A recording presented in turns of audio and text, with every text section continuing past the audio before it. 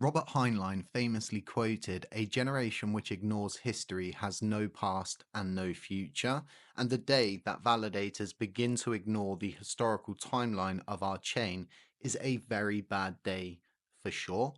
What I want to do is really break down these two spend proposals and let you guys know how I'm going to be voting going forward and what I really think about these two proposals. And we've been quite outspoken about the Terraport situation. It's no secret at this point that their proposal was previously rejected, and people like myself, All Nodes, and Interstellar Lounge all threw down a no with a veto.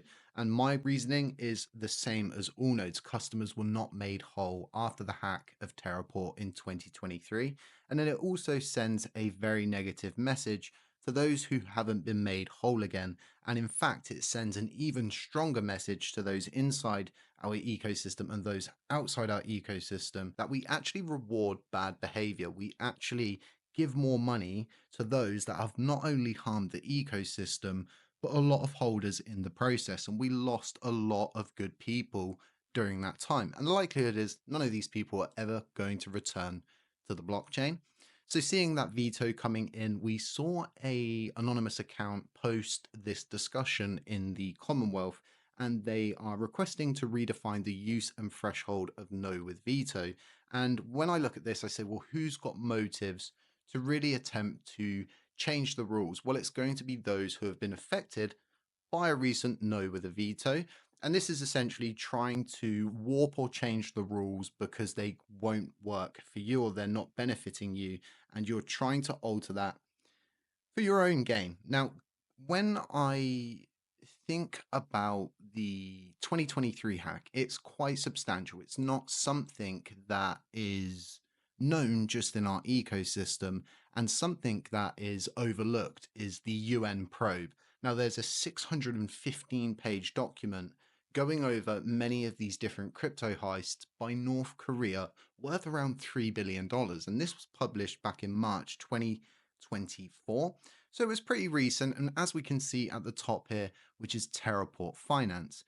So there's a lot of controversy out there, and there's not a lot of responsibility that's being taken, even to this day, still very hazy, very foggy, and not really getting that honest kind of we messed up.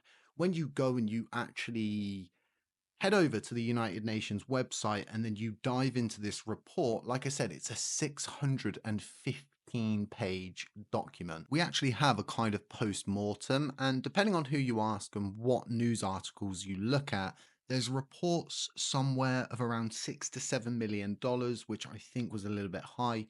Terraport says it's between $1 to $3 million from what I understand. But this is actually saying in this probe it's around $4 million, and it was an inside job. This was all down to the people who created the product, and those who created the product, those who are responsible for it, are responsible for this massive hack.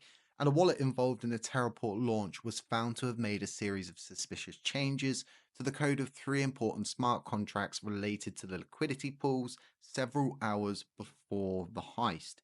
So this was definitely a situation that could have been avoided, right? It could have been removed entirely if they had scrutinized the security, if they had done what they were supposed to have done.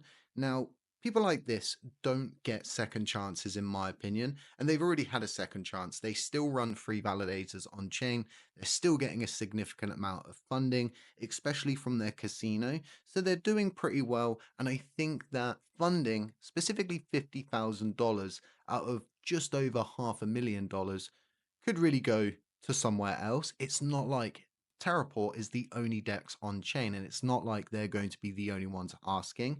In fact, from what I understand, Garuda have also got a proposal up, and we're going to be going over TerraSwap's proposal as well. And I think there'll be three, four, maybe five more proposals in the future, maybe even one from Juris as well, which, I'm totally 100% up for supporting if they've got a good historical timeline, if their behavior has really been positive for the ecosystem, regardless of my personal view of that person. If I've not seen eye to eye to them, so to speak. I'm not going to judge them in a personal manner. I'm going to take history into account.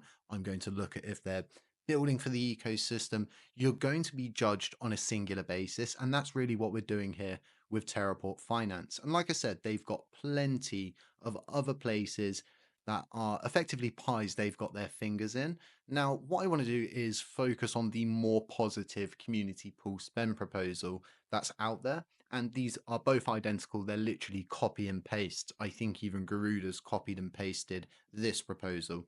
And this is for TerraSwap, which is a DEX, to get $50,000 of liquidity provisioning. And I think this is really positive. The reason why I say this is if we go to LUNC Dash quickly, we just flip that up, you can see swap there. The majority of this swapping is facilitated by TerraSwap, and it has been for a considerable amount of time. And it's the same on the mobile app. So, will we all benefit from this directly? Absolutely, because this is going to be the same across board for Galaxy Station. The likelihood is swapping may be facilitated even on Kepler by TerraSwap. They are a development team. From what I understand, it is powered by Delight Labs or Bright Labs. Oh no, there you go, Delight Labs. They've been around for a considerable amount of time. They're not very outspoken. They're not into the politics of the ecosystem. They've simply built a DEX and it's there for everybody to use and utilize. And it's the native preset, if you will, for a lot of the different apps out there. So I think $50,000 in liquidity provisioning going to TerraSwap would be very beneficial.